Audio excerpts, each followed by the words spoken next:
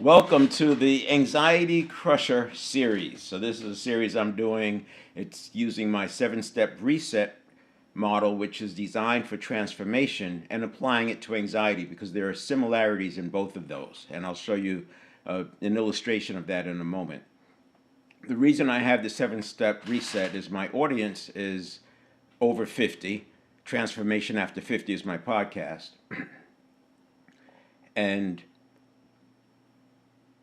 the majority of our conditioning occurs from age 0 to 7. So if you take a 50-year-old today, there are so many things that they learn that's deep in their conditioning that no longer applies. And that reset is what we're doing is resetting the master system. Now, the people will think that behavior, a habit is can't be changed. That behavior can't be changed. That it's locked in, especially as you at 50 years old. I've had people, yeah, you can't change it. It's impossible to change habit. I challenge you. So come on, let's talk about it. You can come online. I'll actually put it in the chat. The URL where you can join me on stage. And this goes for every day. This URL works every day.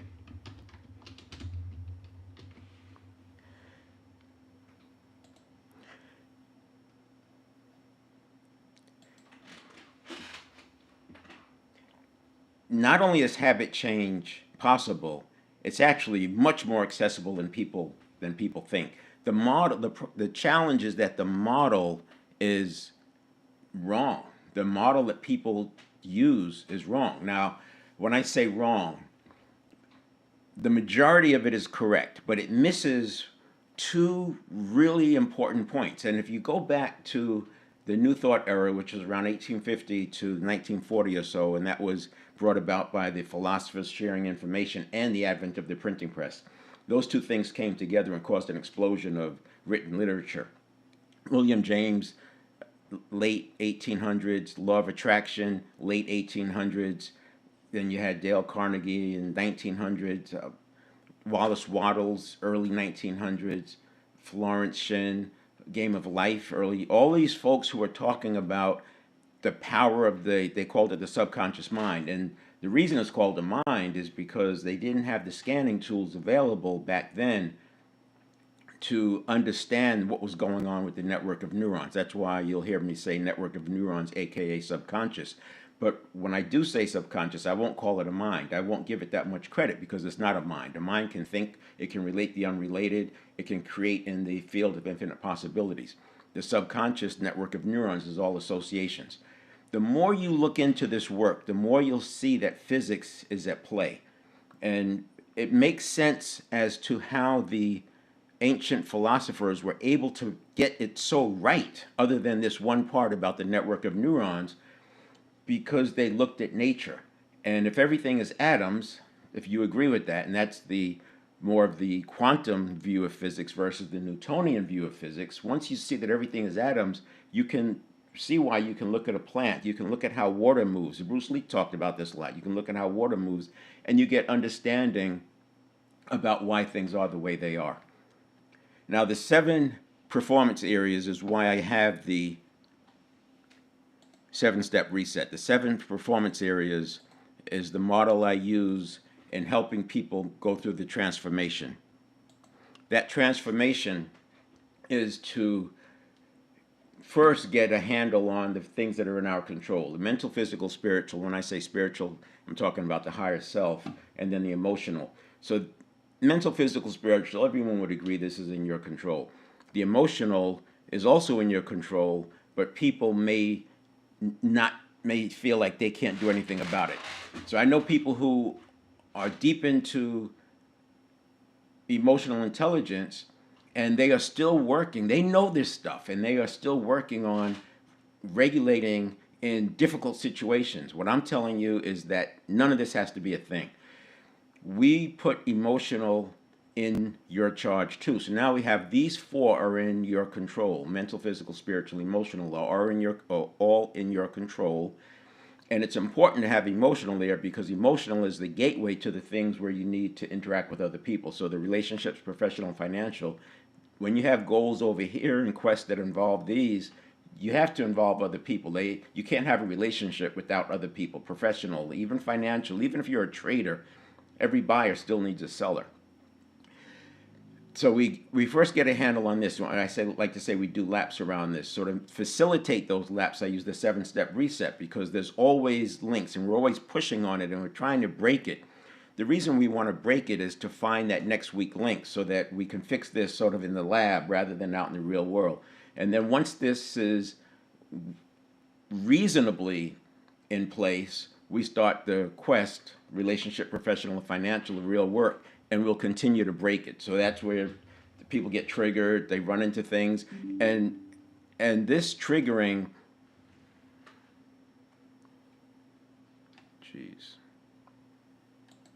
this triggering that's coming up is part of why I apply the 7-step reset to anxiety and calling it the anxiety crusher and stopping the spiral before it even starts. So this is not mental health. It's about business anxiety.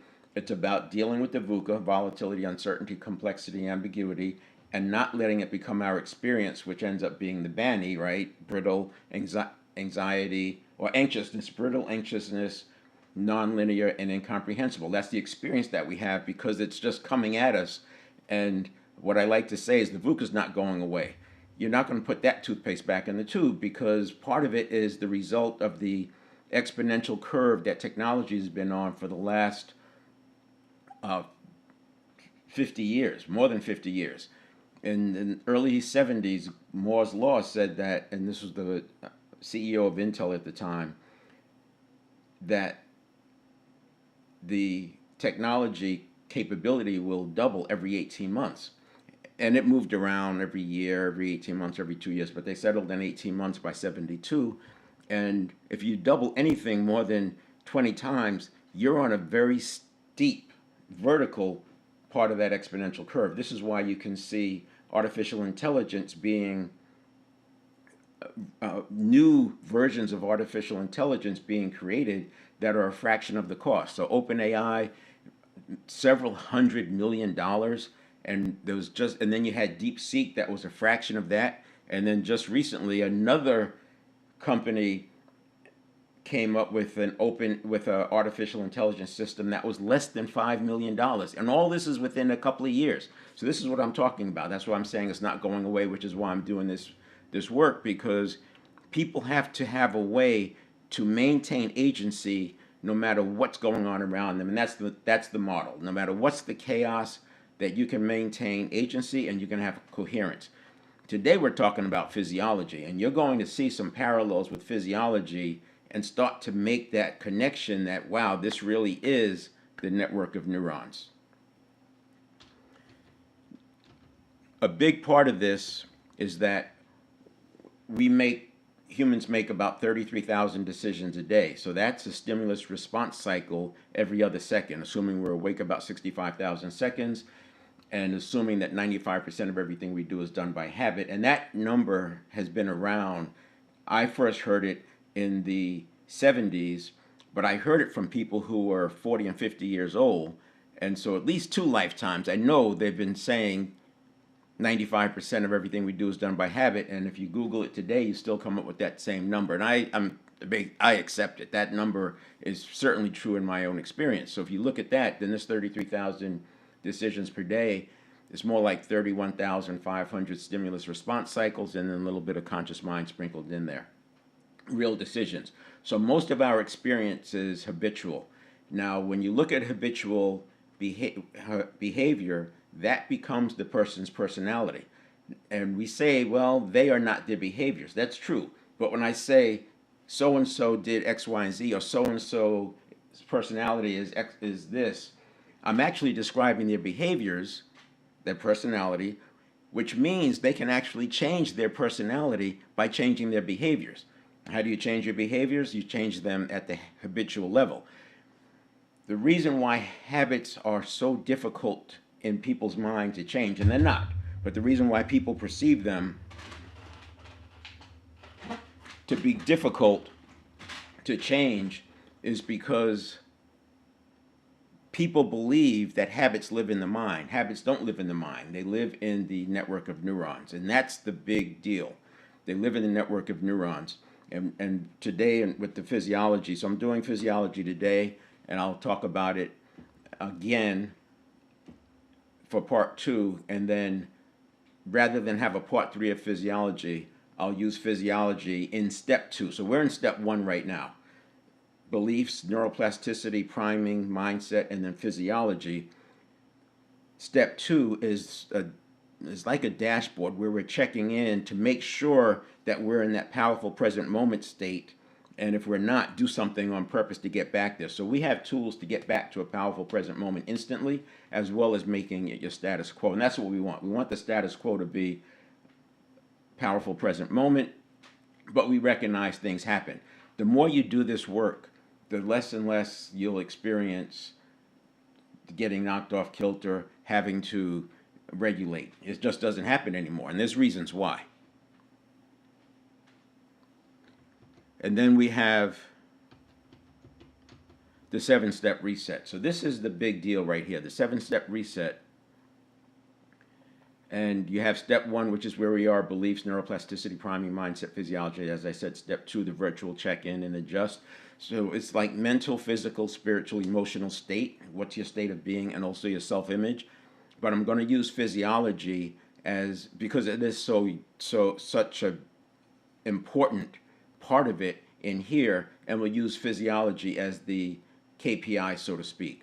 And then we have the conditioned reaction. The conditioned reaction happens in a half a second. I have 250 milliseconds, right? There's 250 milliseconds reaction time, and then another 250 milliseconds where the subconscious is processing, the network of neurons is processing.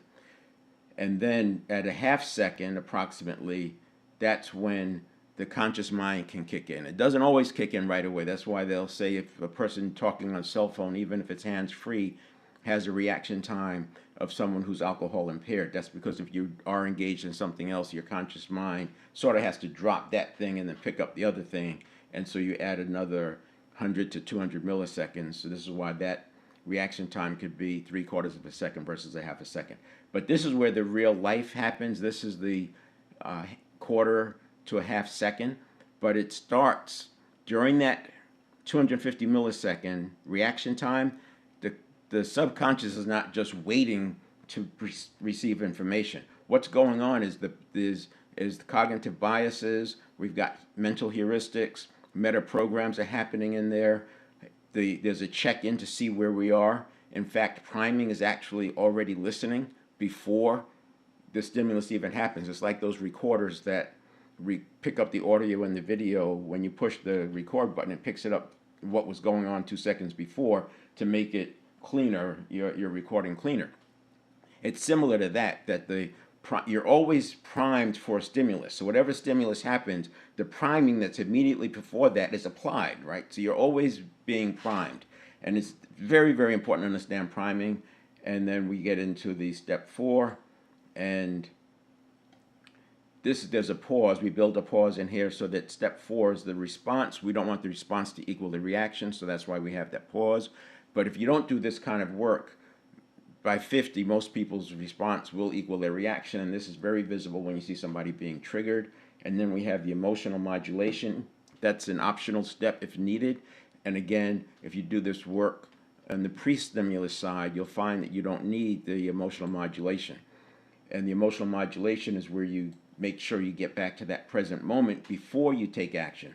So this whole thing is less than a second, but if you do need to do the emotional modulation, we add the 0 to 90 seconds onto it right here, and then the action, and then we go back to a mindfulness step. So this is for the individual. This is how it looks for the individual. It's very fractal. It works at the micro level, it works at the mid level, it works at the macro level.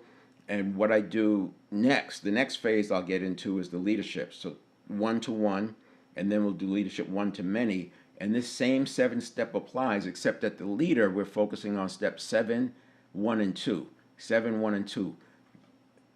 The people reporting to them are doing the action. They're the ones going through 3, 4, 5, 6.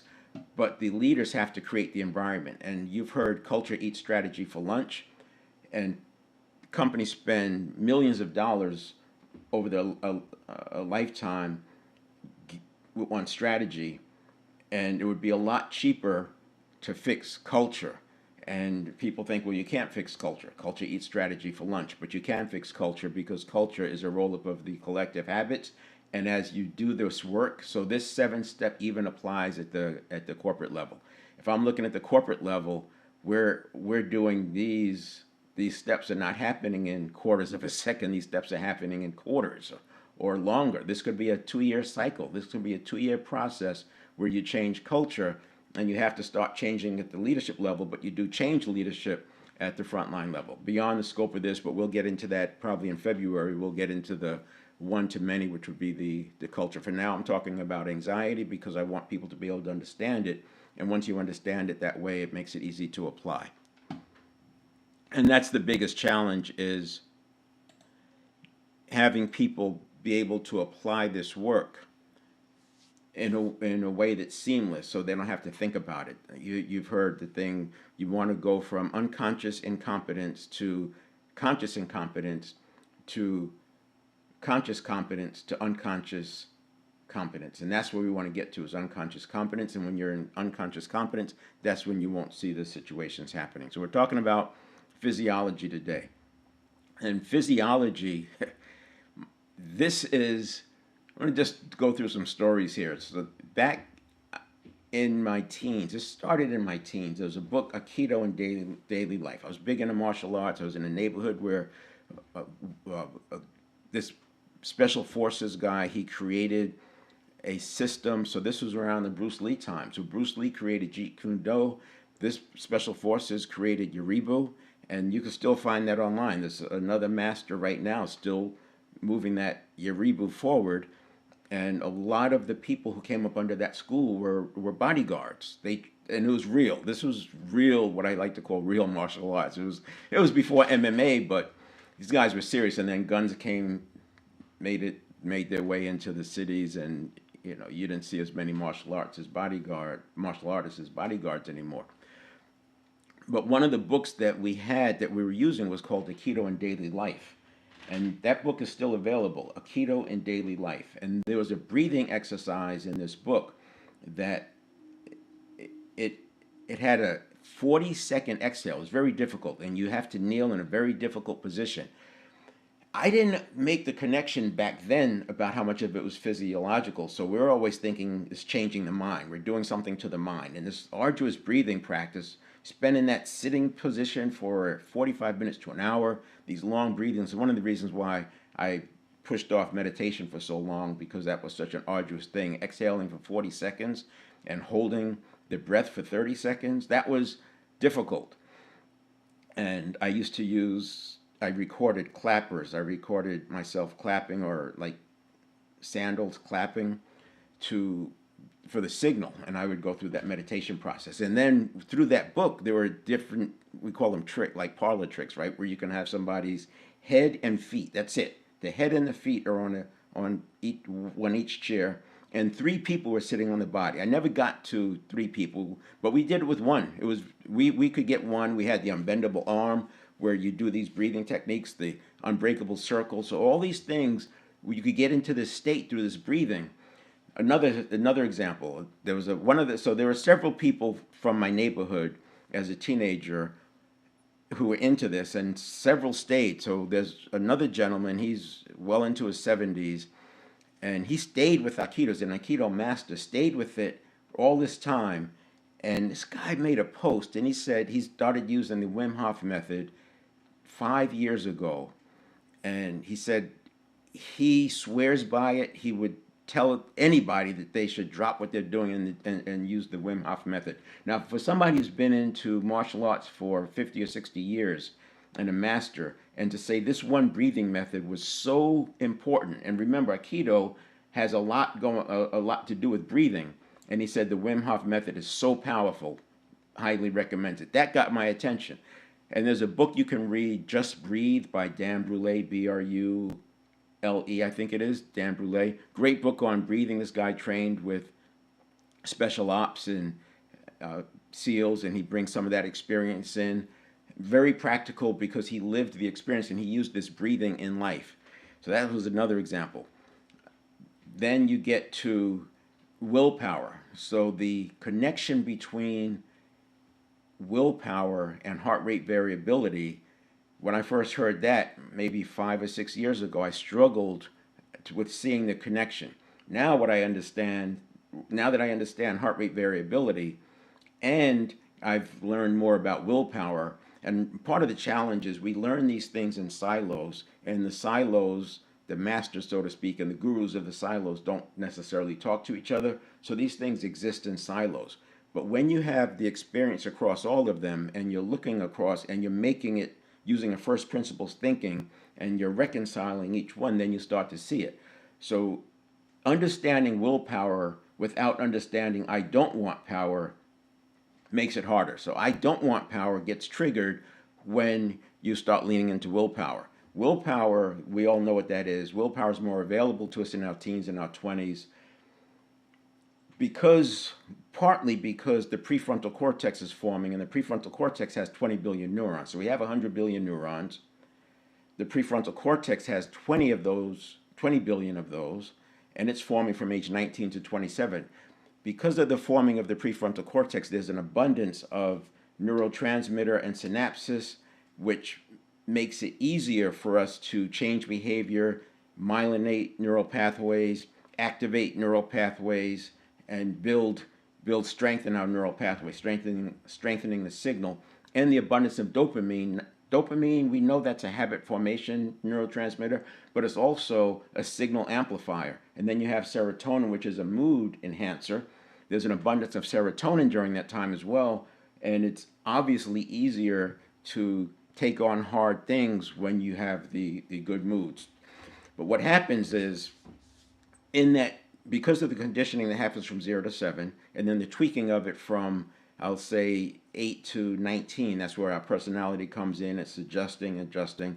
So you go from being in the alpha state all the time to sometimes being in the alpha state. And in the alpha state, you don't have to work for what you learn. It just downloads. There's a low bar for myelinating neurons, and myelinated neurons strengthen neural pathways. Neural pathways are where the habits live. And then from 19 or so to 27, obviously the ages will be slightly different from person to person, but that's when the prefrontal cortex is formed. And the I don't want power gets locked into the conditioning. What's the I don't want power? Let's say, like in my case, my mother didn't, so this is growing up in the 50s and 60s, my mother didn't like door-to-door salespeople. They literally were selling knives, and just like you've seen on TV and encyclopedias. And I remember the experience that my mother had when she would close the door after a door-to-door salesperson, and it was something I always felt like selling wasn't a good thing, and how am I going to be successful if I don't sell? And you can see where that could get locked in as, oh, I don't want to sell. And this is a great example of I don't want power. Fast forward in life, and I'm realizing I have some call reluctance, and and so I went through my initial work in neuro change was around getting past the call reluctance and also operating under pressure. But in working through that, you recognize that it was just a habit. 20 years later, I understand I don't want power, and then you see the connection.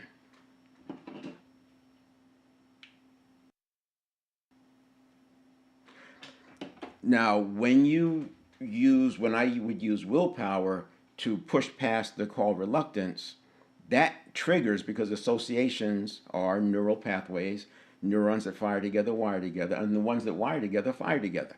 So as I would lean into sales training and do something about that, I would also trigger the I don't want power. This led to me running national sales schools, running prospecting classes, teaching selling. It it completely removed all of the call reluctance through that process. But look, it was looking back that I got to see some of these things. People have I don't want power for lots of things, and you can hear it when somebody's saying I tried everything. Well, have you done this? I can't do that. I don't want to do that. What about this? Have you tried? Oh, I don't want to do that. I can't do that. And it comes up right away. I also talk about, you can tell when something is coming from the conscious mind versus when it's coming from the network of neurons, aka subconscious, because of the speed. So the network of neurons processes information at 11 million bits per second and has a reaction time of a quarter of a second. The conscious mind processes at 50 bits per second, has a reaction time of a half second, roughly. And so when somebody's response comes that fast, it's actually not a response, it's a reaction. That is a network of neurons. And what's the processing in the network of neurons? It's energy going through the neural pathways. That's why people mistake it for thinking, because thinking at its most base level is also, or thought at its base level is also energy. So you have energy going through the neural pathways, and thought is energy. You can see why people think that those are the same, but with time you'll be able to distinguish when the difference. So one is speed. If it comes that fast, you're pretty certain, whether yourself or watching somebody. And if you just go look at some videos where people are being triggered and watch them, watch the interaction, watch their facial expression, watch how they're telling tension. They can't let the other person stop talking. That's one way. The other way is if it comes up repeatedly, if it's repeated and comes back all the time, and it comes back as this is the reason, it's the stories, the beliefs, that's probably coming from the network of neurons. So those are two ways. But over time, you'll be able to discern the difference. That's a powerful step because you can just ignore many of that 33,000 stimuli that happen to us on a daily basis. So HRV, think of it this way. Everybody understands that your heart rate will change, right? You have machines at the gym and you look at your heart rate up and down. People have different heart rates. This is not changing the heart rate or not measuring the variation in the heartbeat rate. It's measuring the variation in the space between the heartbeats. So to make this make sense, imagine you just got finished doing high intensity intervals and your heart is beating as fast as it can beat.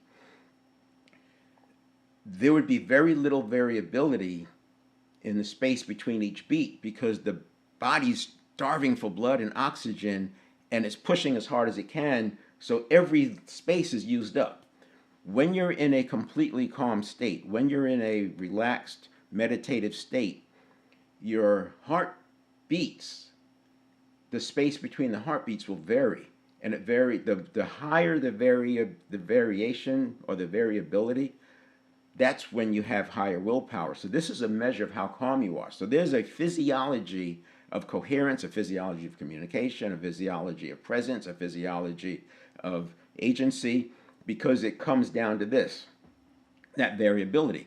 And because you're relaxed,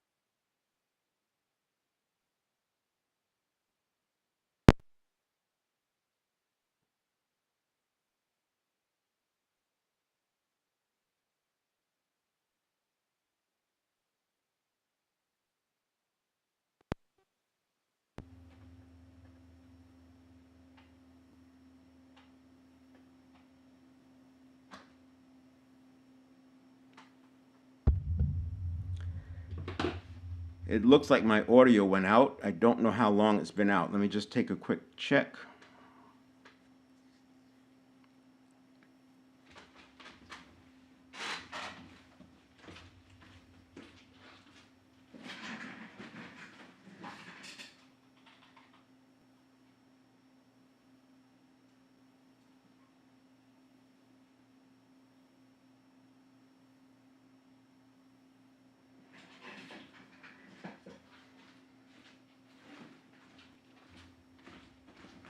All right, I am going to have to start this over again.